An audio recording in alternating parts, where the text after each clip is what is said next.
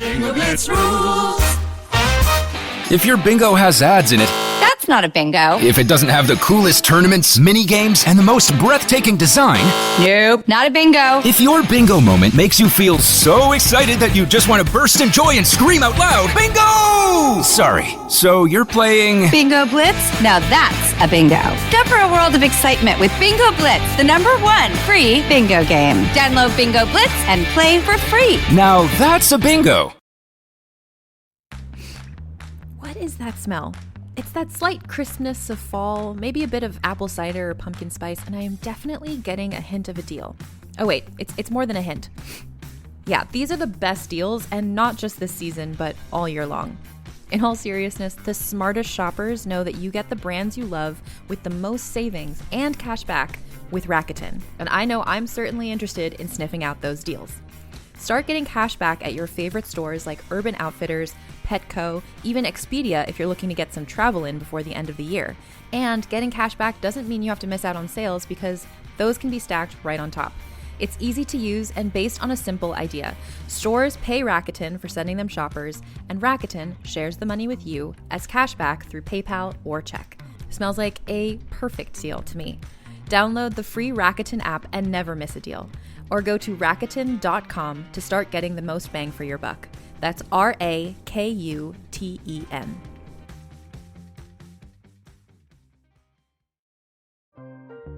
This episode is brought to you by Atlassian. Atlassian makes the team collaboration software that powers enterprise businesses around the world, including over 80% of the Fortune 500. With Atlassian's AI-powered software like Jira, Confluence, and Loom, you'll have more time to do the work that matters. In fact, Atlassian customers experience a 25% reduction in project duration per year. Unleash the potential of your team at Atlassian.com. Atlassian.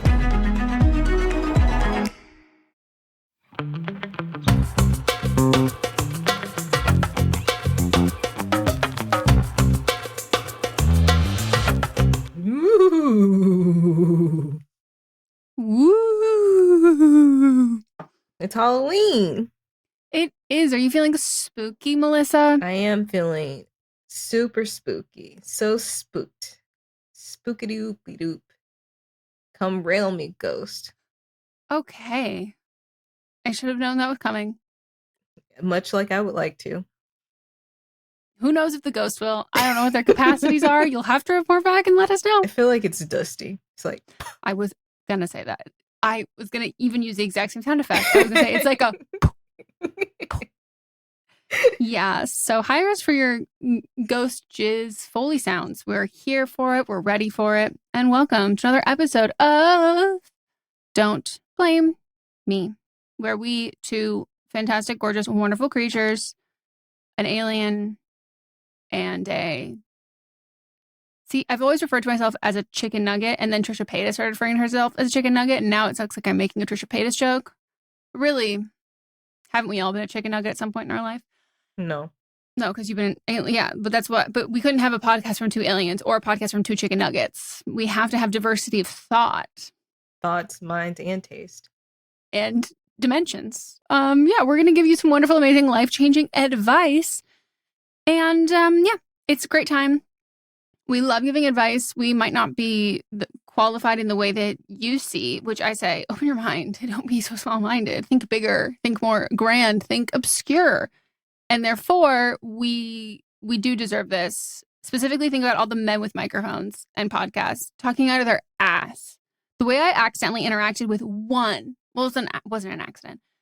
I saved one sports podcast TikTok clip from a man because he made a very good point, I thought, about one of the players who, there's so many of them, but the one who has, done a lot of really horrible things and has like 20 allegations and paid out 20 people, all of this kind of stuff. And he made a great point about people who are booing for him. It's not this great moral grandstanding. It's like, no, people are talking about the football. Like he's still playing, like all this stuff or whatever. And the way that I knew there were a lot of men who had sports podcasts, I didn't know there were as many as there are. Started showing my feed. They say, "Do you liked that one?" I said, "No." I literally went back and unliked that video and was like, "Show me less," because I didn't know you guys. There's so fucking many of you. I have been privileged enough never to be on that side of TikTok. I'm sorry. It was incredibly jarring. At first, I said, who is this man? Who is this random man talking? Jump scare. Yeah, boo. Give me a boo warning. Hello? So, yeah, anyways, that's why we're qualified. Because we are, and stop asking questions. You let men do stupid shit. Let us have the fun for now. So, yeah, if you want to call in for an upcoming episode, you need some advice from us, you can leave us a voicemail at 310-694-0976. And international listeners, you can send us an audio message and email that to meganpodcast@gmail.com. You can also write out your problem that you need help with and send it to that email. Or you can DM us on Instagram, which is just by Meghan and Melisa. Nope. I said it with confidence, hoping it was right. But did you say it with, you said it with confidence, but your face betrayed you. Well, no, I said it with confidence. And then as soon as I was done, I said, So, no, it is Meghan and Melisa. Mm-hmm. And it is always cited, linked in our show notes. So if you need help, Meghan has an H, Melissa has one S. Just a reminder, Don't Blame Me has its own email address, but Am I Wrong has its own email address. Please, if you're doing things specific for Don't Blame Me, send that to meganpodcast@gmail.com. We've had that email address since 2017.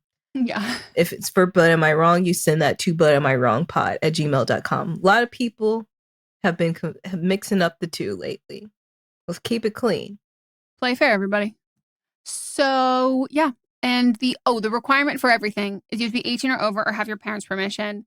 If you are 18 years old and we don't feel like you have your parents' permission. Weird. If you're 16 and writing to us about you and your boyfriend having sex at a church, we know that you did not get your parents' permission. Yeah. And that is an actual call. Yeah. No. And we immediately said, no. Like, you can't lie to us and say you have your parents' permission when I just, like, the subject matter in itself, I go, no way. We are saying untruths here. Mm-hmm. And I think if you need our advice and you don't meet that criteria, you know what our advice would be. Yeah. And the advice is, you're a teenager. Stop. And the other requirements are, we ask that you let us know your age. Not just, hey, I'm over 18, but like, let us know how old you are.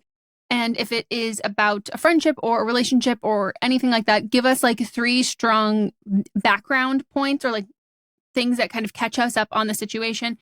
And one should definitely always be like how long, if it's romantic relationship, how long you've been together. If it's friends, how long you've been friends. Those things, those factors that go into the follow-up questions that you have so you can give the best advice. Because we don't really get to ask you follow-up questions. So we want to make sure it is chock full of all the info we need. So if we do an update, we don't want it to be like, just like call me if you need more info. That we can't do that. So give us all the info.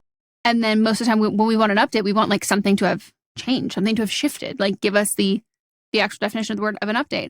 And yeah, keep under 3 minutes for the voice memo and the voicemail. And 300 words for all of the written versions. And let us know if you are sensitive. We will keep that in mind. We are the person and the people that you go to and the podcast you go to when you're like, I either can't ask my friends about this or I know what my friends will say. I need someone who's unbiased. And here's the thing. We're going to be unbiased. So prepare yourself for that. But also tell the story in a way that gives enough background to the situation. Because like we want to be on your side. And if we have to not be on your side, we want you to know that you did everything you could to get us on your side, and we're still not on your side. So if you withhold that information, being, well, if they only knew, then they would have been on my side. You got to tell us. Let us know. That's the whole point. Exactly. And we also have a Patreon where you can support the show. We also do the video versions of the podcast there. So we are recording on a slightly different setup today. So you can see that on the Patreon. And you can also listen or watch there ad-free, which is another fun thing. And then I think, not to be biased, the best part about our Patreon is we have a tier where you can join our live streams. We do live streams twice a month. We hang out. We're there. Lots of other people are there. People have like really formed a bond and a friendship, and like we all know each other. And like it's a very chill, good time. Some people are cooking dinner. Some people are doing like arts and crafts. Some people are like, depending on where they are in the world, they're opening their small business. They're shutting down for the night. They're doing cleanup. They're doing whatever that is. So people are doing tons of different things. Diana, where have you been? Show us. We haven't seen the inside of the lab in a while. And she's busy. I know. I work all day in the fucking lab. and I'm tired. It's Saturday by the time we start. It's true. She goes, I've been in the lab all day, motherfucker. I am done. I'm tired. I'm a doctor. I'm a fucking scientist. So, but yeah, we do the live streams twice a month. They're very fun. There's always new people there. So if you're like, oh, I don't want to join, like if you've been doing this for a while, I promise you there's pretty much at least one person who is new every single time. But I can't recommend it enough, especially for people who have like had life changes, whether it's like a breakup or you graduated college or you moved to a new place. We have so many people in the group. So even if they're not there, you let us know where you're from and we'll get you friends. And I'm going to say there's a 50% chance that friend will be Erica or Erica adjacent because somehow Erica is near everybody and or is going near everybody and or has another friend who is not a part of the group that says, I'm going to take you up on a friend date. My friend just moved there. So it's great all over the world, truly. And it's a very fun time. Okay. Yeah. Erica is our ambassador and our marketing person. Yeah. All right. Should we get into the first one? Let's do it. Dear Meghan and Melisa, I am 25, they, them, and I lived with my close friends, 3 people, 2 of which are a couple, from college for 2.5 years, and I just moved out. The 2 in a couple are 24 and 23, and the other is 21. For context, we are all queer and trans. The first year we lived together was my final year of undergrad, and it was great. We all hung out around the house regularly, they helped me through a terrible breakup, and we drank together a lot. Since graduating, I now no longer drink. My new partner is sober, and I realized how bad it actually makes me feel, and my lifestyle has vastly changed from theirs. I put a lot of time and energy into my day-to-day happiness and prioritizing my work, health, and relationship. I also love exploring the city and trying new things. Over that 1.5 years, my roommates all struggled immensely with different mental health issues and feeling lost, unemployment, not wanting to leave the house, etc. During this time, however, the facade of we are one big happy family remained, which I felt was increasingly not the reality anymore. I also realized that in our entire relationship, the 2 in a couple never really wanted to open up to me vulnerably. The 2 of them kept to themselves with any challenges they were going through or anything remotely vulnerable. And in turn, I didn't feel a closeness with them because I didn't feel like they ever wanted to let me in. So from there, with all of our vastly different lives, I drifted apart from them all, and I had a really hard time living in that house that was cluttered and maximalist and far messier than I prefer. Also, I'm very introverted, and there were always people around, not just the roommates, but many other friends on most days, and I felt like I never had the quiet and alone time that I needed. Now that I've moved out, I feel so much better and more stable being able to take care of my space the way I like to. My question is, how do I maintain and rebuild these friendships? I know time is going to heal a lot, but I have a real deep unresolved feeling about my relationship to all 3 of them and resentment. Plus, I put in some effort since moving out, inviting them to multiple gatherings, and they've never even shown up. Last week, I went over to the house to hang out, and they weren't even there, and just said, oh, sorry, we aren't going to be home until late, and didn't let me know until I'd already gotten there. It's not something I've explicitly brought up, but I feel really sad to have lost the relationship we had when we were in college. Part of me wants to just ghost and let them be in the past, but part of me feels really guilty for not wanting to tell them how I feel and make amends. What do you guys think? And yes, this is a great example of why not to live with your friends. Thank you. I'm a long-time listener since the beginning of the pod. First-time caller. Thank you for ending it that way. Exactly. Don't live with your friends. But the thing that you said about the 2 that are in a relationship and they're intimate, they don't share things about their lives with you, but they keep to themselves because they're in a relationship. That's what people in relationships do. I don't know the intimate details of what Meghan and Mott's are talking about, though we're all close, but like, I don't want to know because that's not my business. Yeah. And a lot of time people like that vulnerability there quite often when people are in a long-term partnership, that kind of fulfills a lot of those aspects of vulnerability, like in the sense that like your friendship there isn't necessarily like a constant open revolving door of being very vulnerable, because it's kind of, when you've built that friendship, it's like things as they kind of come up. Similarly in a relationship, it's not like therapy where you're like unloading past history and those kinds of things. Like it comes up organically, and oftentimes in friendships, like it's hard, it doesn't come up as organically as it does in relationships. And also it just seems that you've grown apart too. You've got your own partner and you both don't drink, but they're drinkers. So like there's going to be things that they do that you're not going to feel comfortable around, and also things that you do that they're may not want to participate in. I just think that you outgrew each other, and that's not necessarily a bad thing, but like when you're not living in the same situation with somebody, they're just not you're not just coming home and unloading on or just sharing things that just naturally happen in your day. You do have to make a effort for the friendship, which sounds like you're trying to do, but you just have to know that the friendship is not going to be the same that it was before when y'all lived together. It's going to be different, where you have to like make appointments to do things together. You have to figure out events and different things to go to, but it's not going to be the same type of friendship because you're not living together too. Yeah. And I think like your specific use of like the term, like it feels like you have built this resentment and it feels unresolved. And then the fact that like you're putting in all of this effort of like trying to like make plans and go see them and they're not doing any of it back.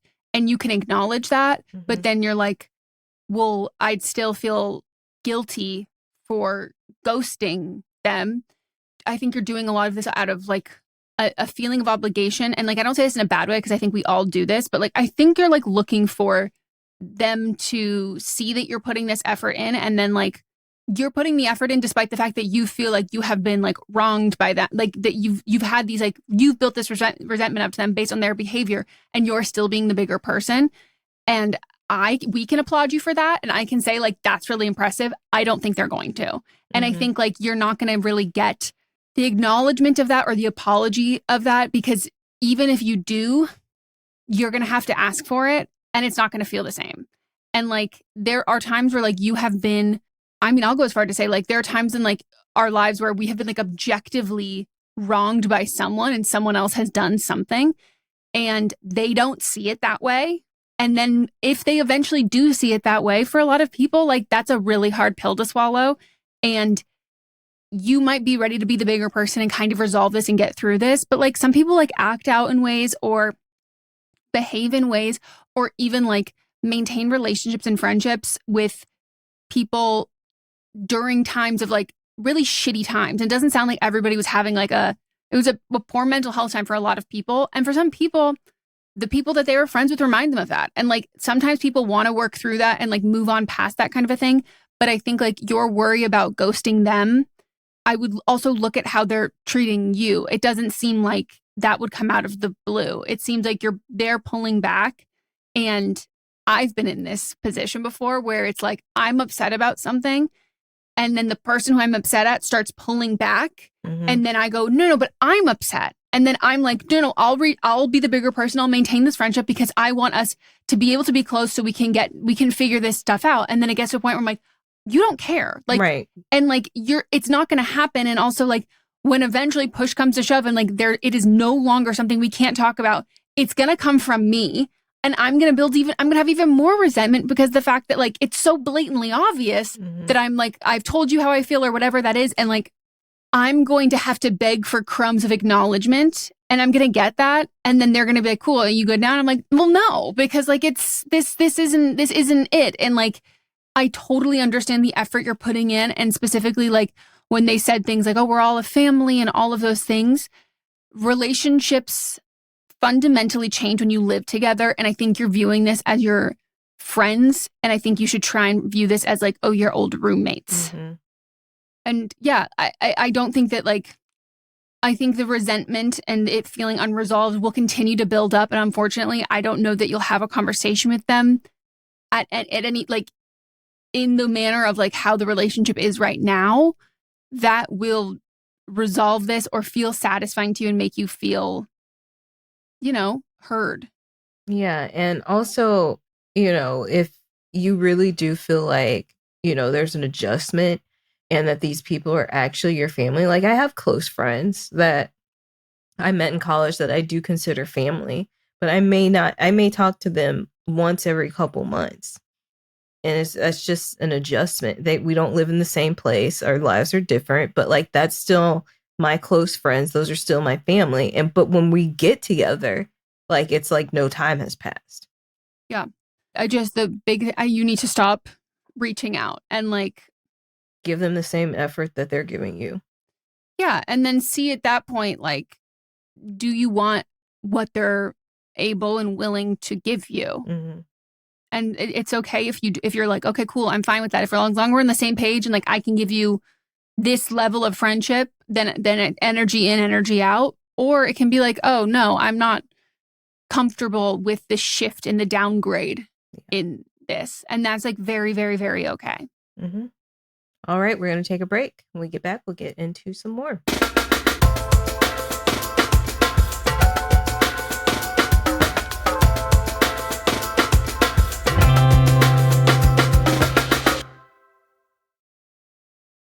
We are so excited to let you know that this podcast is brought to you by Thrive Cosmetics. Now, we are slowly but surely inching our way into fall in Los Angeles. And I mean inching. So slowly. So slowly. Maybe millimetering. Is that a thing?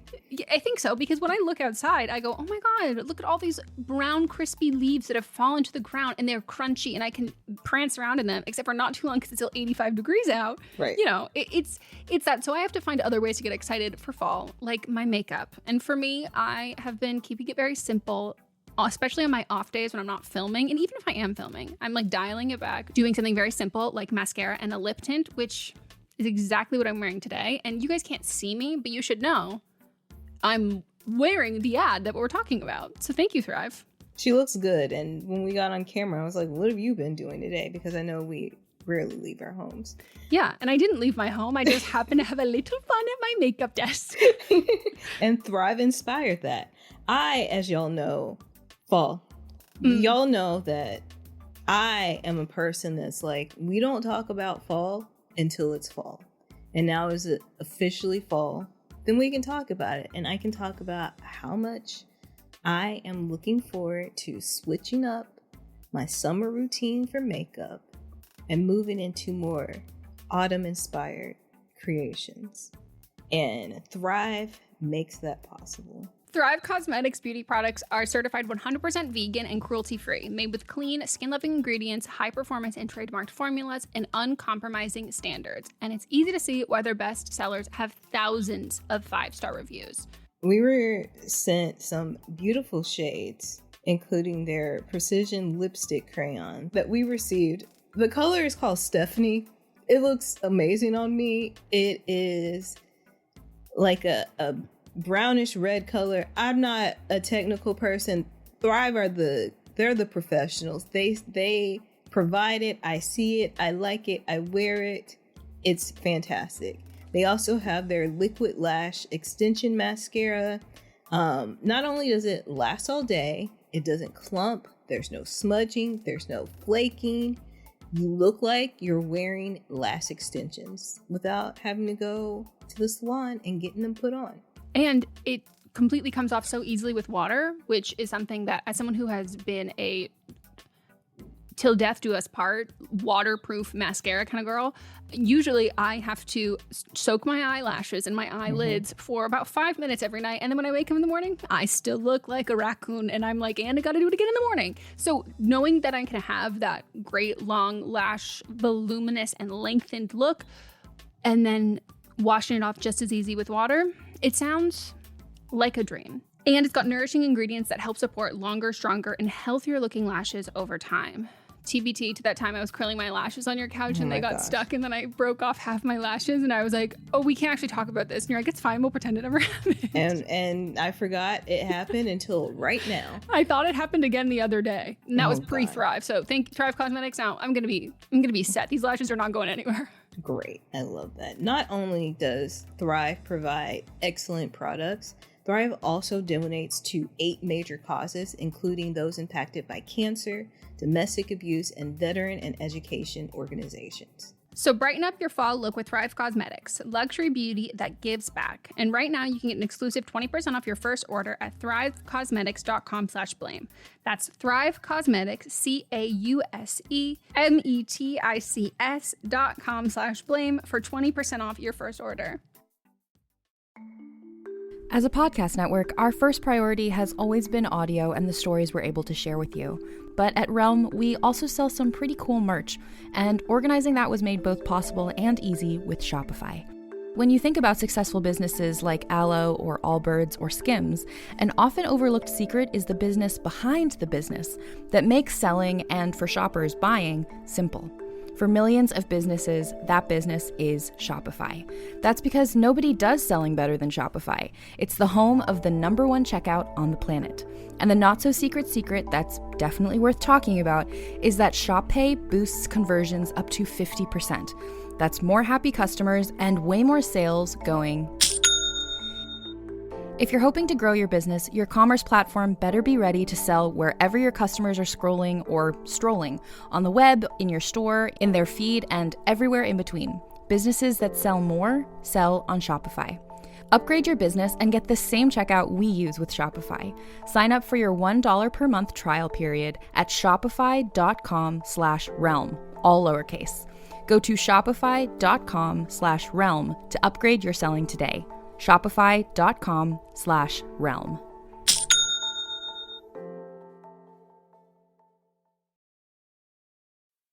Ryan Reynolds here for, I guess, my 100th Mint commercial. No, don't. No. I mean, honestly, when I started this, I thought I only have to do like 4 of these. I mean, it's unlimited premium wireless for $15 a month. How are there still people paying 2 or 3 times that much? I'm sorry, I shouldn't be victim blaming here. Give it a try at mintmobile.com/save. Whenever you're ready. $45 upfront payment equivalent to $15 per month. New customers on first 3-month plan only. Taxes and fees extra. Speed slower above 40 gigabytes. See details.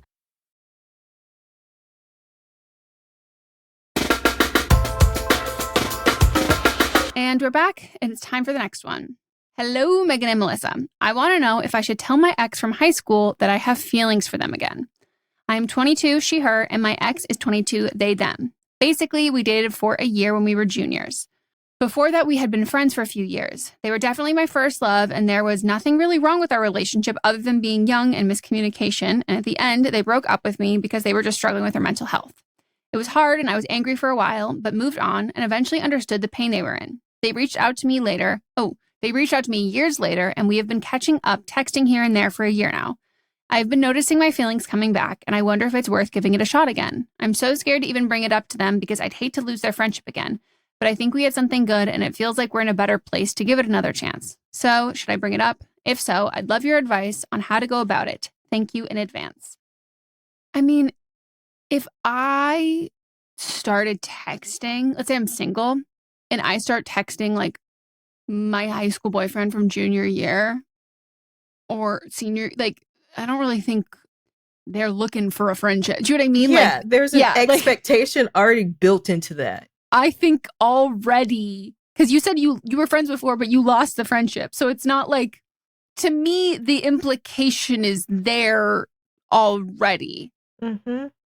So do I ship it? Yes. I don't know anything about this person, so I can't say if I ship it or not because they could suck. But I do believe that we've already got the ball rolling. This is how things go, especially cuffing season has just commenced.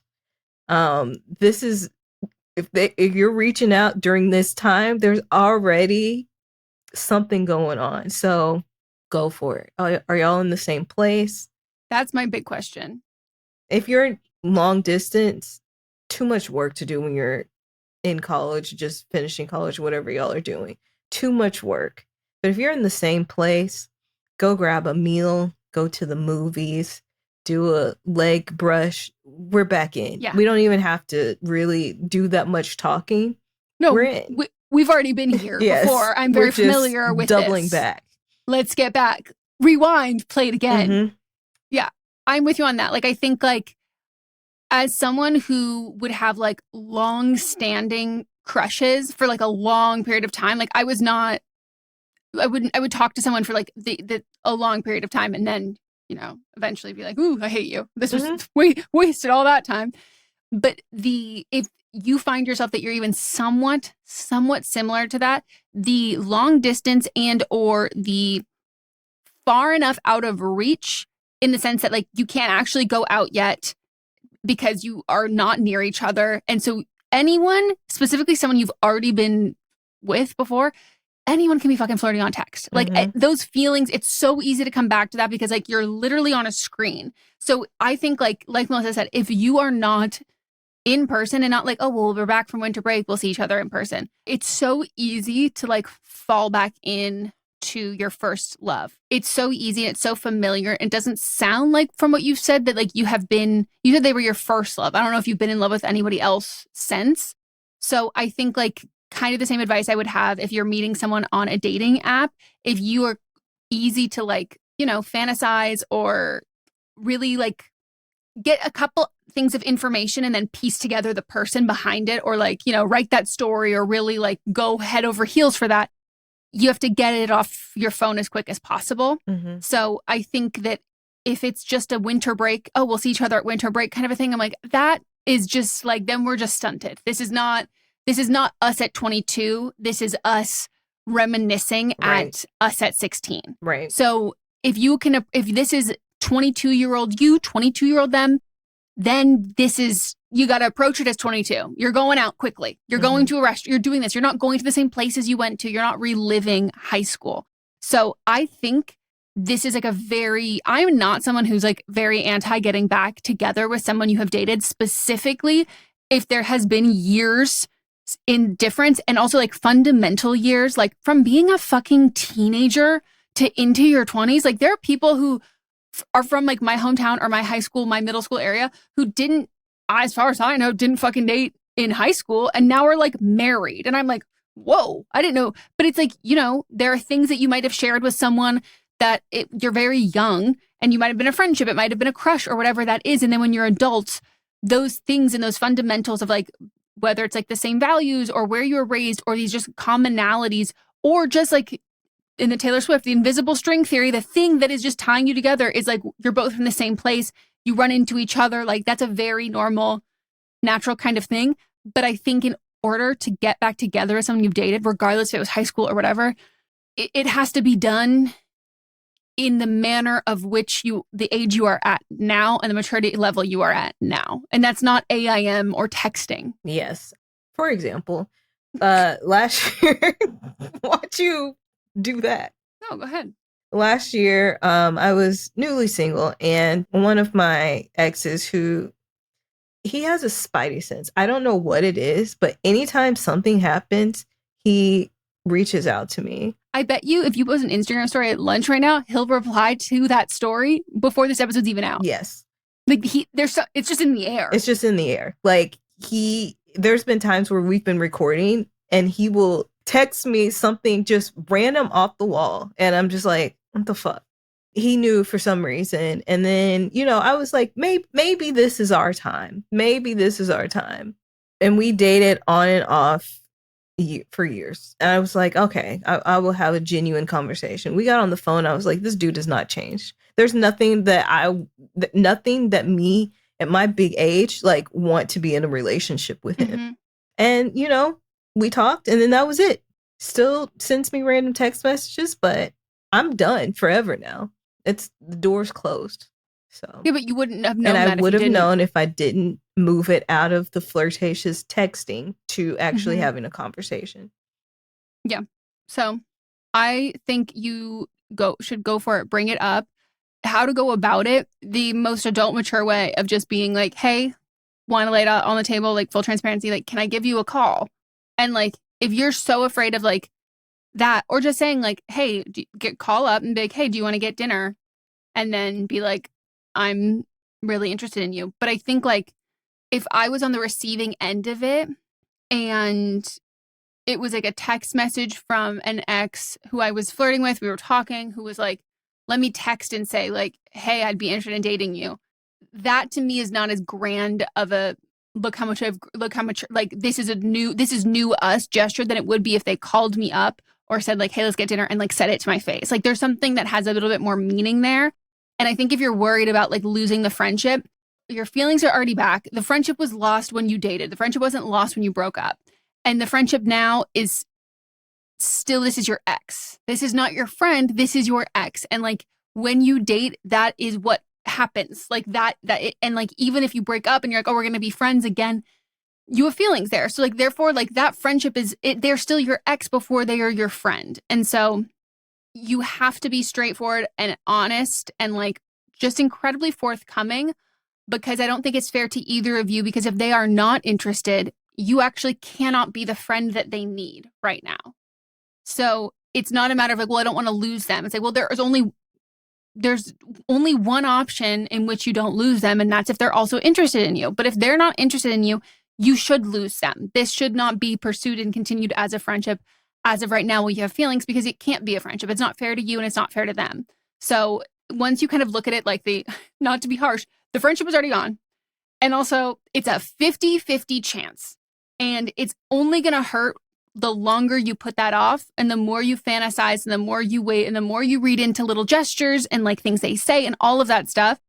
Prolonging the hurt is just building your feelings. And when those feelings break down, they are bigger, they are stronger, and it's going to hurt even fucking worse. Mm-hmm. I feel like this could go really well. And if it doesn't, then it's not meant to be. It's not meant to be. And better to know that now. Right. So you get more invested. Now you got to find somebody else to cuff. Yeah. I don't even know where. Maybe you're in part of the country right now where it's like, really, like you're in like the crucial time of cuffing season. Like shit's about to get cold. Mm-hmm. And we got to get in early enough to get a good gift. Uh-huh. But not too early where they're like, let's spend Thanksgiving together. Too much.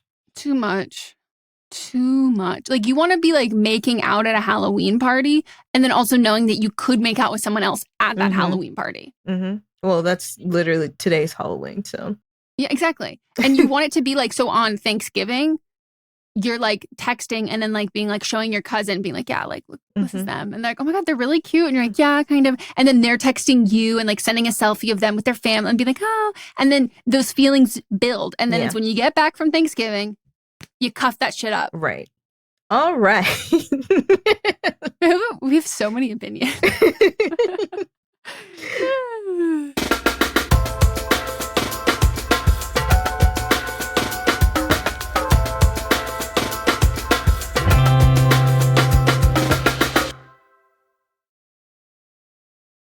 Fever, cough, congestion. When the symptoms keep coming, but you've got to keep going, you can rely on Mucinex Fast Max All-in-One. Just one dose of Mucinex Fast Max All-in-One relieves up to 9 cold and flu symptoms, helping you get on with your day. Need cold and flu relief? Get Mucinex Fast Max All-in-One and Done Relief. It's comeback season. Use as directed. Oh, it's such a clutch off-season pickup, Dave. I was worried we'd bring back the same team. I meant those blackout motorized shades. Blinds.com made it crazy affordable to replace our old blinds. Hard to install? No, it's easy. I installed these and then got some for my mom. She talked to a design consultant for free and scheduled a professional measure and install. Hall of Fame son. They're the #1 online retailer of custom window coverings in the world. Blinds.com is the GOAT.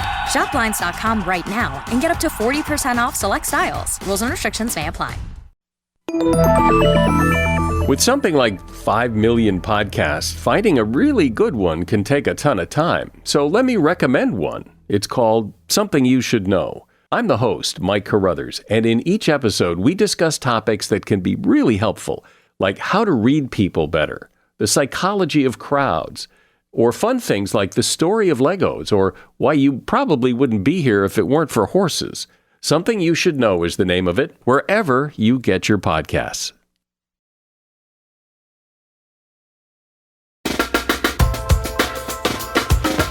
Next one. Hi, Eminem. I'm calling in for advice on how to stop interrupting my boyfriend. My boyfriend is 32, he, him, and I'm 30, she, her. We both have ADHD, but with very different symptoms, and it affects our lives very differently. When my boyfriend is speaking or telling a story, he takes longer breaks. Maybe they're just a few seconds, but in my ADHD brain, they seem very long. Unfortunately, I tend to interrupt him or very eagerly tell my own story to kind of emphasize how much I relate. And often my stories are always super long with a million stories in one because I simply lose track or just digress. He has expressed to me how it's annoying and a bit hurtful, which I very much understand. I really want to learn to take a deep breath, have patience, and make sure he's finished talking before speaking myself. I just, for some reason, always forget. Sometimes I don't even notice that I do it, and he will wait for me to finish and then let me know that I completely interrupted him. And sometimes there'll be a tiny little argument because I will kind of disagree with him that, to my understanding, he was done, and how the way he spoke made it sound like he was finished speaking. But other times I stop myself as it hits me that he was in the middle of a sentence. I've also noticed that I do this a little bit of work, and for some reason I am way more aware and careful, so it actually doesn't happen that often. And honestly, maybe it's just that I find this trait very embarrassing and it makes me a bit unlikable. And maybe I assume more judgment in a professional situation, and I might feel like there's more at stake, at least for the short term, because I do think that in the long term, my relationship is more important to me than my job, and there is more at stake in my relationship. Some additional information is that we are both unmedicated, as we both reacted very badly to the ADHD medication. We had horrible side effects. I'm currently on antidepressants, but I would just really appreciate some advice. And give it to me hard, give it to me good. That came out wrong. I'm not sensitive. Thank you. Oh, and by the way, I forgot. We've been together for almost 5 years and we've lived together for 3. Okay, bye. You come to the right place. Is this about us? Yeah, no, I was going to say, so your whole thing of being like trying to like psychoanalyze the like, oh, is it because I know there's like higher stakes at work? Maybe. I think it's truthfully, it's just where you're who you're more comfortable and you mask less. So if anyone listens to the podcast, I interrupt Melissa more now that we are closer than I did when I first started the podcast. Like we're early on. Oh, I think in disagree. our social life, like talking. Yes, I would like disagree. Not just on the pod. Though, I mean, like the social aspect. You are more conscious of it now than you used to be. So, and that's something that like, because we have the podcast, I can like listen back to that. And like the natural thing of being like, it's an impulse and something that you hate. I hate that I do. It is embarrassing. And like, so I'll validate your feelings of being like, I just feel embarrassed by it. It is without a doubt embarrassing. And recording on Zoom, that has been the most helpful for me in terms of interrupting, because I'm like, I can see myself start and I go, take it back, or whatever that is, that like, there's a level of like working on it. There's a level of acknowledging that you do it that you have to have. So like in the moments where you're like, there's certain times where I'm arguing and it's like, so I'm not going to say that I think he's 100% right or you're 100% right. Like, I think that like, it can be a mixed bag. Like, I think like if he says something that it's like, yeah, and so that's what happened. And then waits 30 seconds and you start talking and then he's upset because you interrupted him. That wasn't a question. That wasn't like it from the context of what he said, it sounded like he was tying it up and then he waited X amount of time before and then you started talking again. So I don't think it's one of those things of being like, you should always assume that he is still talking and therefore like anything like that. So I don't think it's fair if he's criticizing you for that as well. But like, I get into the habit because that like saying things of being like, I was still talking, like, or like being like, hey, can I finish? Or are you done? Are you finished with that? And then also like the fact of like trying to think ahead to not do it isn't really, unfortunately, helpful because it's an impulse issue. And so for me, when I stopped trying to like prevent myself from doing it with like the little tricks of like, oh, there's something I want to say. So like I'll put my finger down here and I'll like hold so I'm like, that's because the whole thing is like, well, I don't want to forget what I'm going to say. So like I'll do something like physically so I remember, or I write down what I want to say or something like that, and I'll do my best. But also it's just a matter of like, okay, if I do it, I don't have to commit to it. I can do it and then go, I just interrupted you. So sorry, continue. There's like you can immediately correct it in the moment. And I think like, as opposed to being like, well, I just don't know how I'm going to not ever interrupt someone ever again. It's like, I think the aspect of wanting both of you to work at it. So I think like for him, you interrupt and then being like, just give me 1 second. And then he can be like, so sorry, like that aspect of it. But I think him just being like silent there in that and then being upset with you, that's a fine way to, without a doubt, a fine way to react. If he's trying to help you help him, then I think that's a way to do it. Because also how Lily and I talk, because we both have ADHD, like that is one where it's like, we'll try and help it. Like it's incredibly loud. And like, we'll both try and be like, wait, no, okay, you did, okay. And it's like, when other people are around, like that's really, really hard. And so there's, I think, a huge difference between like someone who doesn't have ADHD and someone who does have ADHD, that conversation versus two people who do have ADHD. And the expectations and the standards that I have for how I communicate with my friends who also have ADHD, what they expect of me is very different. And so I think like both of you need to cut each other some slack. And then like, while you're not having this this kind of argument, being like, okay, so Mott's also takes, and there are times where I go, you're going to have to speed it up. I'm forgetting what you're saying. And like, those are things where it's like, sometimes it doesn't always sound the most polite or doesn't sound like the most things like that, but it's like, I want to listen to you. I'm not going to be able to keep listening if you're taking something a pause this long. Yeah, but as somebody who does pause in their speech, that's just how my brain works. And so that doesn't work for me all the time. But what I've learned to do is just also interrupt. That's what I do. Just interrupt. And that's what he's going to have to learn to do. And we got to keep it pushing. Well, because I think I'm like, if he takes like a 35-second pause and you start talking, he knows what he's going to say now. Don't wait until like the 20 minutes after done talking. You say what you're going to say and all of that. Like, I just think that there is specifically because they both have ADHD, he should understand that the interrupting aspect of this, like, unfortunately, conversations are going to look differently when you're communicating with someone with ADHD. Like, they're just going to look different. But I don't think it's him like changing how he's processing and saying things.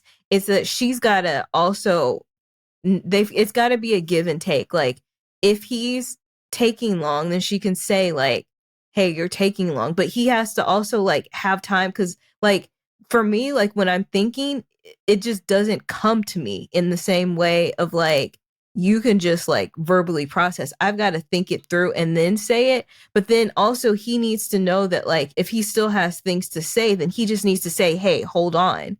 I need to say this, but let me have time for it to come to my brain. Yeah, I'm just mean in the sense of being like, if you are interrupting him, he also needs to be able to interrupt you then. Mm-hmm. And if you started talking and he knows and he's like, no, I'm not done. Here's what I was going to say. This thing of like him being like, well, I'm going to be patient and wait for you to be done talking. And that really hurt my feelings there. If that's not helping you to not interrupt him, you need to let him know you can interrupt me and you should interrupt me. Mm-hmm. And just even if it's not like I'm ready to say what I'm going to say, but like, hey, I'm still talking, give me a minute. And then you get that checked. You're like, gotcha.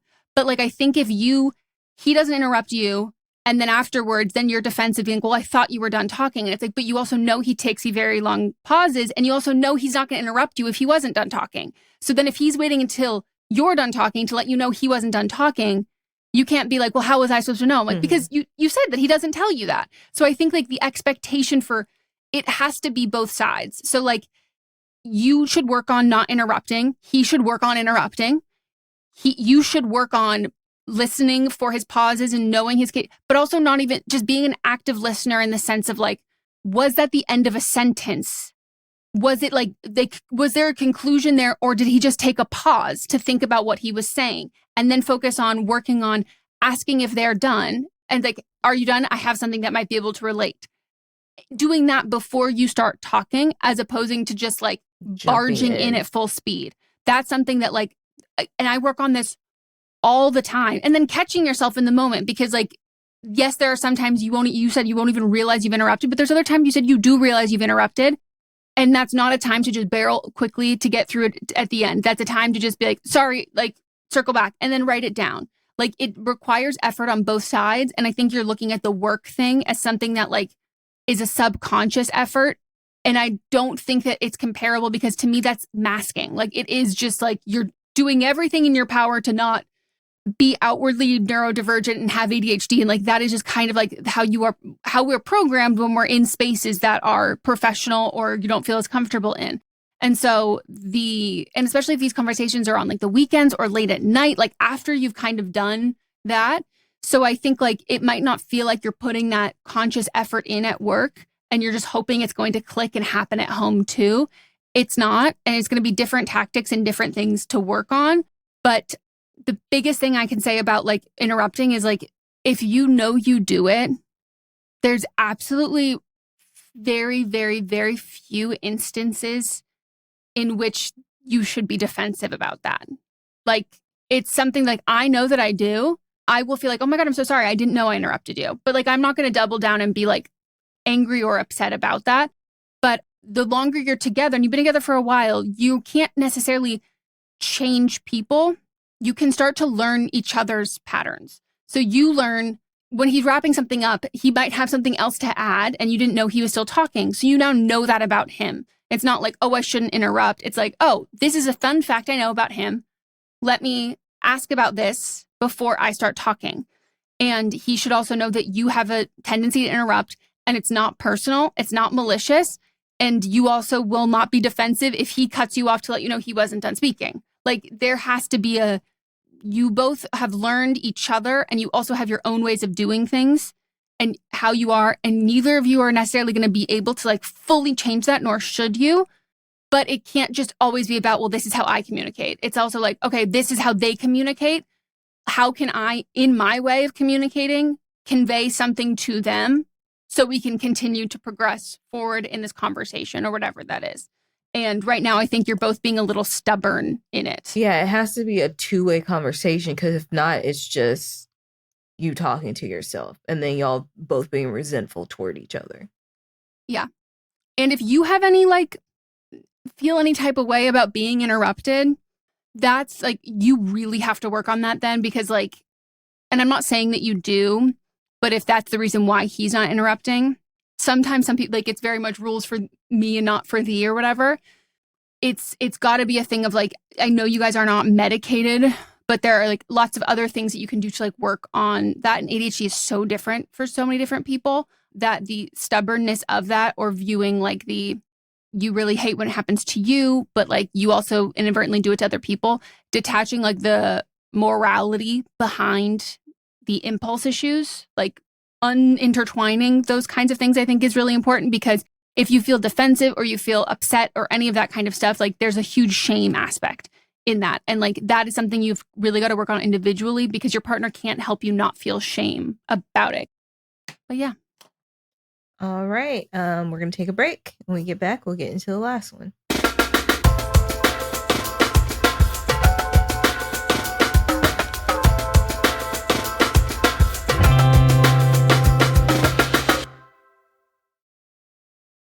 What's up, everyone? It's Noah Daniels. Hey, y'all. I'm JJ. Hey, guys. It's Kat. And we're your hosts of the Real Hauntings podcast, where we bring on guests who share their first-hand encounter ghost stories and supernatural experiences. Now on to the trailer.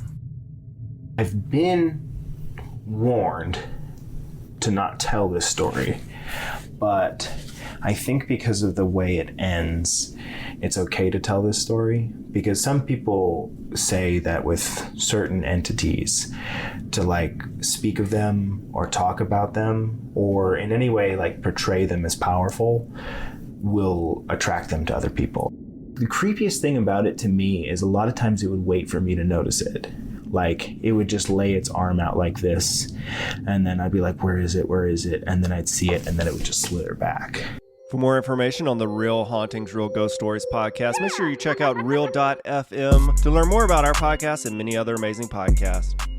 Hey everyone, join me, Megan Rinks. And me, Melissa DeMonts, for Don't Blame Me, But Am I Wrong? Each week, we deliver 4 fun-filled shows. In Don't Blame Me, we tackle our listeners' dilemmas with hilariously honest advice. Then we have But Am I Wrong, which is for the listeners that didn't take our advice. Plus, we share our hot takes on current events. Then tune in to See You Next Tuesday for our listener poll results from But Am I Wrong? And finally, wrap up your week with Fisting Friday, where we catch up and talk all things pop culture. Listen to Don't Blame Me, But Am I Wrong on Apple Podcasts, Spotify, or wherever you get your podcasts. New episodes every Monday, Tuesday, Thursday, and Friday. Hey, are you interested in horror, but you don't have time to watch the movies? check out Bloody Good Horror. We're keeping up with what's new, what's hot, we're covering the trends, and we're doing it from a place of love, but we're doing it with a critical eye. We've seen it all, and it gives us a perspective that helps us when covering the genre. We're also here for the horror curious, those who might not have the time to get to the theater every week, or if you're just too chicken to watch the blood fly. Bloody Good Horror comes out every Friday, wherever you get podcasts, and we hope to see you there.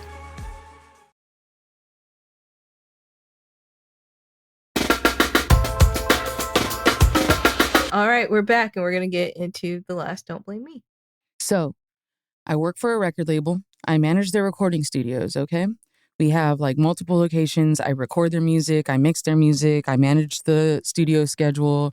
I do all kind of random stuff, okay? So, at one of our locations in the LA area, we are building a new studio in the back of the property. Now, maybe about 2.5, 3 weeks ago, I got a text message from my boss's executive assistant, okay? She's a younger girl. She comes from money. Her dad is already in the industry. She got hired because my boss wanted to be able to have a connection to her dad. This girl, she's been known to kind of like talk bad about people to make herself look good. She's just kind of like that type of person that is like willing to do anything to kind of like get a foot up.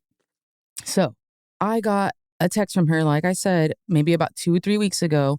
And mind you, we never communicate via text. We only communicate via professional emails or the business Slack, okay? So she sent me a text message saying, hey, just letting you know, I'm going to be overseeing the studio build at the location, okay? And in my mind, I'm like, bitch, you are in London. How are you going to oversee anything going on here in LA? Like, okay, so I'm already kind of feeling like, why would my boss have you contact me and say, hey, I'm going to oversee something that's going on in LA when I'm in London, okay? I already kind of like feel like calling bullshit. So she continues to tell me, so can you send me photo updates and, detailed updates on what's going on in the build so I can be up to date? And in my mind, I'm already thinking, well, bitch, if you are fucking overseeing it, shouldn't you be the one telling me what's going on in the build? I let it slide because, like, whatever needs to be done, like, I'm just the type of person, like, I'll get shit done. Like, I'm not pressed about it, whatever. Now, the contractors are calling me every day. I'm getting to work early because I have to let them into the building. When shit is going down, they call me. If there's issues with the building, I get the phone call, okay? During one of the calls, they called me and there was an issue and they needed a decision to be made. And I said, hey, isn't this something that you should be talking about with Pam, is what we'll call her. He was like, who's that? And I was like, haha, hilarious, okay? So she hasn't been in communication with him. She's not overseeing anything. It's bothering me already, okay? Anyways, I still let that shit go and I just do what I'm supposed to do. This chick had the fucking nerve to put me in an email where she has copied and pasted the text message updates that I've given her over the last 2.5 weeks. She copied and pasted them into an email, as well as all the photo updates that I've sent to her in an email to my boss as it was her update, as if this is all of her information that she's passing on. She basically was saying, just a heads up, this is what's going on with the build right now. We've got da-da-da-da-da going on, and we've got this and this and this happening, and we're going to lay cement tomorrow, and blah, blah, blah. That's literally the email, okay? I don't know if she knows that I was in the thread because she added it into a previous email that was already kind of going on. So I have 2 issues here. Number 1, I want to find out if my boss actually put her up to this or if she's just doing this to make herself look good, okay? Number 2, I want to find a way to let my boss know, like, hey, I'm the one that's doing all the work on the ground. Like, I'm the one. I'm here. I'm getting calls 24/7 about this stuff. Like, I'm the one doing this. I need him to know because at the end of the year, when I'm telling him that I want more money and this is why, I need this shit to be valid. Like, and I don't want no fucking like, oh, well, Pam said she did that. I don't want none of that. So I need a way to figure this out and a way to be a little like, it's me. This is the shit I do. I need him to know. Not because I need him to know and because I need a pat on the back, because I want more money. Yep. Thank you. Peace. Well. I can speak to this from personal experience. First, I can tell you're in a recording studio because that So audio gross. quality was. It was stunning. So, for this, first of all, don't communicate with anybody about business things outside of how you usually communicate with them. So do it through email and do it through Slack. Slack probably be number one if that's what your company uses, because then you have, this is what is getting paid for by the company. It's directly there. Like, use it for what it's supposed to be used for. That text message, pretty much, like, I don't know if she's supposed to be in charge. If you didn't get anything, if somebody that is your subordinate, or not even subordinate, y'all don't even really work in the same department, always check with the higher up to make sure that that is true. Go to your boss and say, hey, I got a text from Pam that said that she's going to be overseeing. I just wanted to double check to make sure that was right, or like bring it up like, yeah, Pam told me that she was going to be the one that was overseeing, so I'm going to let her handle this. We need to make sure that we have clarification first. And then with her sending these screenshots about things that you've done and she's not doing anything. Copy and paste. Screenshots of the photos. Yeah, copy and paste. So even more egregious. I would respond in this thread and just be like, hey, Pam, thank you for sharing the things that I shared with you during our text message conversations. Just for the record, so that everybody knows everything that's going on, here's the screenshots from all of our conversations. I've been handling things while you've been in London.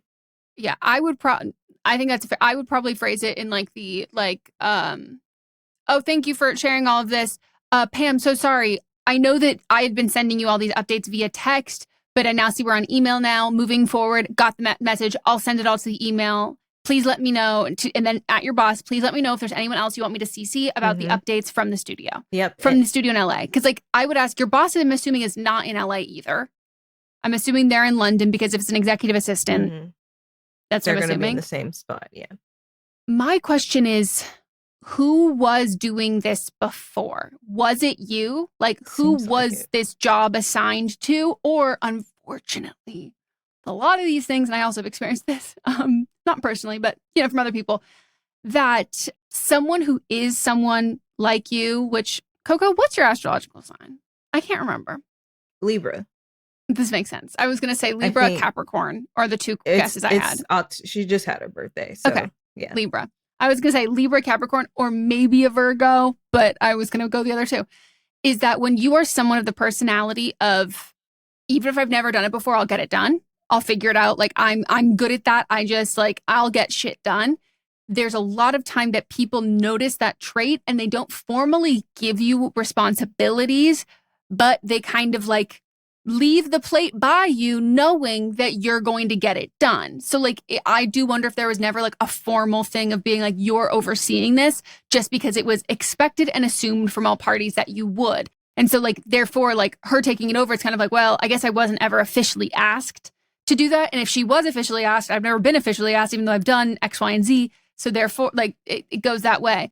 But I understand the thought and the feeling of I don't want to do anything that could stall this, specifically because construction stuff, it's you do have to make game time decisions. You do have to do this stuff really quickly, that if you pause or halt, that also could look bad on you or look bad on whatever. So there is those things there that I totally understand the continuing of just powering through. But from this moment on, I say respond to the email with what we said. And from that moment on, you do all of the updates via email and you CC her if she's on it, or you continue on that thread. And if she texts you, just be hey, can't be on, just email me, I'll get to it. Just email me. And not continuing for that aspect of it, because I think there is a equal chance in my mind that she was given this official title. So she talks about it to her dad and it looks good. And then that makes her dad want to continue to have, I don't know, something in a relationship with your boss, something that is coming along the lines. and it's more of a vanity title, which if it was, you should have been told that you were kind of just going to be like, let her do this. This is more for the image aspect of it. And you should also have been, I would say, I think you should have been given a raise prior to that then. This, yeah. Not for being like someone else is going to take credit for your work and then we promise we'll give you a raise. Like, I think it should have been prior to that. Or she really did take this upon herself. There is the balls on some of those Nepo babies. I have to say, sometimes I admire the brazenness. But if it's that case, then if your boss doesn't know that she's taken the reins, if you then relinquish any sort of control behind the scenes and she does have responsibility for it and it fails, it will be on you then because she took this responsibility without anybody else giving it to her. But at the same time, if you know this personality of her boss knows this personality of her, and you were probably always factored in the sense of even if she was given this responsibility, it was always with she'll be there. So can't really screw it up. Like she won't let her screw it up. But that conversation wasn't had with you. So I think I would assume that either one of those could be true. So making all of your decisions, factoring both of those things in. Because I think if you go stalemate and I'm not going to do anything, let her handle it, I think that can blow up in your face. Mm-hmm. But at the same time, I think if you continue let her to take full credit for it, it will also blow up in your face. So the best thing to do is cease any communication that is not via email. Send all of the updates via that. Do that even before she can. Do all of that before she can. Engage in conversation with you. Make sure you're having conversations with your boss that aren't just in that email too, of being hey, let me know if you need something else in this. Do you or if you prefer the updates to be formatted this way, do you want to have a call once a week? We can go over whatever it is and make sure that it's not just a paper record, but there's also a conversation. So if perchance the job was technically given to her, you give your boss the opportunity without her on the email to say that to you and to have more of an understanding. But I don't think you should change at all how you've been going about this and how you've been handling the actual situation and the construction, the build and all of that stuff at hand. But some jobs are totally thankless and will remain totally thankless if you are not included from the beginning and from that part. And I think to kind of hope or assume that they know and you will be rewarded at the end, there's a much higher chance of that if your name is attached to this from this moment on, from that email on. Yeah. When I was in this similar situation, I sat down with the contact person and just laid out everything that I had done. And they were like, I saw that you were doing these things, but I just thought the other person had tasked you with them. I said, no, they didn't task me with them. They just stopped showing up and I took it over. And if you are being tasked to make game time decisions, you also need to have a conversation with your boss to be hey, I just want to go over everything and be clear. If I'm called and asked to sign off on an increase in budget, mm-hmm. Can I do that? Do you need me to call you? Do you need me to call her? Whatever that is, because it's all fine and dandy with you doing everything and carrying all of the work and getting shit done and not being compensated extra for it and not getting the credit for it until you do something that they might go, well, and now suddenly you are entirely at fault. Mm-hmm. And so there is a lot of assumed responsibility when you are the personality type that gets shit done. Yeah. And so I'm a big believer in if that's the kind of person you are at work, I don't necessarily think we should all bleed out for our work, but do it. But you got to make sure that when you are doing it, everybody knows that you are doing it. You have the clearance and everything to do everything that you are doing. And you have that in writing. It's not just because, first of all, they want you to do it. They assumed of you to do it. But the second that you do something that maybe somebody else, usually not them, someone else down the line is well, maybe it should have been like that. Suddenly you are at fault. Mm-hmm. So I think cover your bases and cover your ass in that sense. And just truly don't even reply to her text messages. No. Stop texting her. Yeah. Stop texting. I don't trust her. I don't think she was ever tasked with this. I think she took it over. It doesn't make sense for somebody that's in London that there's so many hours ahead. Construction needs immediate answers. It doesn't even make sense for her to be able to do this. Well, it also doesn't make sense for her to be able to do this and be an executive assistant. That is a time suck of a job, already. And I think if she was tasked with this, I think it would be a huge fucking asshole move if your boss didn't say anything to you about it. I just don't think you would be that in the dark that you'd be getting all this information from her. Yeah. Because it would be a risk. And you are the one in LA. So you are going to be the one. You have to be essentially then you would have been an official liaison, essentially. You would have been the communication between that. And that's also still a job. And also she just doesn't understand because you have to see to oversee. And she's overseas. She can't oversee overseas. Good wordplay. It's just the same word. But they're not spelled the same. Oh, you're right. Took me a second for that. I said, what? You're right. This would drive me up the fucking wall, though. You should make sure for the security alarm system that it's programmed to her phone. And then she has the responsibility of that because it was programmed to Motz's phone. And then they were like, we have a project manager overseeing it. And Mott's like, so why am I getting the call when the security system is breached and I have to show up with a bat? Why am I doing that part? All right. Well, thank you for participating. Thank you, caller. Yes. Thank you, caller. We hope you all enjoyed. Thank you so much. What a great episode. Happy Halloween. And get ready tomorrow for full-blown fall season, soup season. We're having bakes. We're putting things in casserole dishes. Potatoes. What else you got? Gravy. I'm not partial. I don't need you to have turkey. I want you to have meat, and I want you to have something warm and yummy to pour on top of it. I was going to make a nasty joke, but I'm going to refrain. I'm going to refrain. Yeah, but even saying you're going to make a joke is the joke because I wasn't born yesterday. I put the pieces together. I'm refraining. Okay, that is it. We hope you all enjoyed, and we will see you tomorrow for Fisting Friday, Monday for But Am I Wrong, Tuesday for See You Next Tuesday, then back here on Thursday for Don't Blame Me. Join our Patreon, support the show. I hope you have some wonderful days. You eat your candy. Yeah.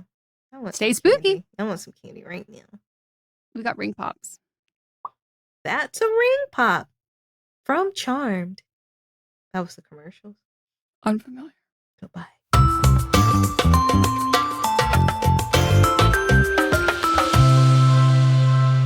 This is a Sister Sign production hosted by me, Megan Rinks. And me, Melissa DeMont, plus Diamond Imprint Productions. Post-production by Coco Lorenz. Production assistance by Melanie D. Watson. And music by Ryan Hunter and Giacomo Picasso.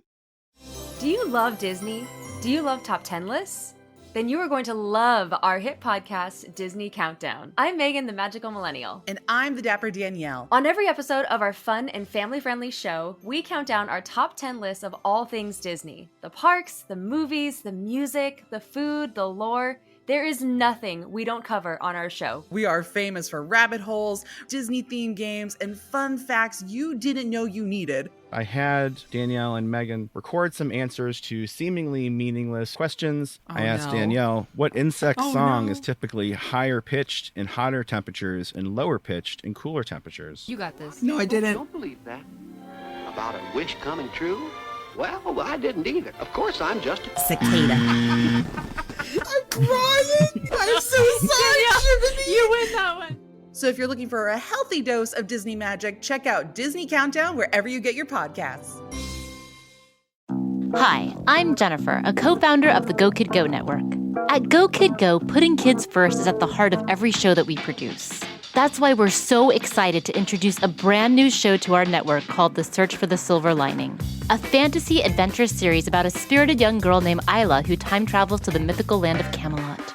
During her journey, Isla meets new friends, including King Arthur and his Knights of the Round Table, and learns valuable life lessons with every quest, sword fight, and dragon ride. Positive and uplifting stories remind us all about the importance of kindness, friendship, honesty, and positivity.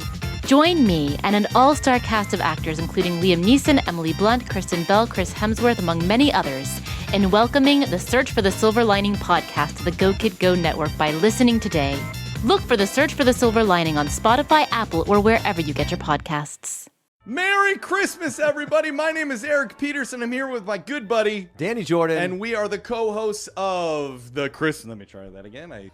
Merry Christmas, everybody. My name is Eric Peterson. I'm here with my good buddy, Danny Jordan. And we are the hosts of Christmas Countdown Show. We're so thrilled to be bringing the merriment to you all this holiday season. It's going to be awesome. It's going to be massively merry, gigantically jolly, fantastically festive, as some people might say, Eric. We are all about alliterations, and we are all about Christmas spirit. On Christmas Countdown, we love to count down our top 10 favorite things related to the holiday season. That could be food, movies, music, everything that we all love about this massively merry good time. So wherever you get your podcasts, make sure you click that subscribe button. Eric, are you ready? I am ready, and we hope that you are too. Merry Christmas, everybody. Let's go. It should be like, let's go, ho, ho, ho. Yeah, it should be. Yeah.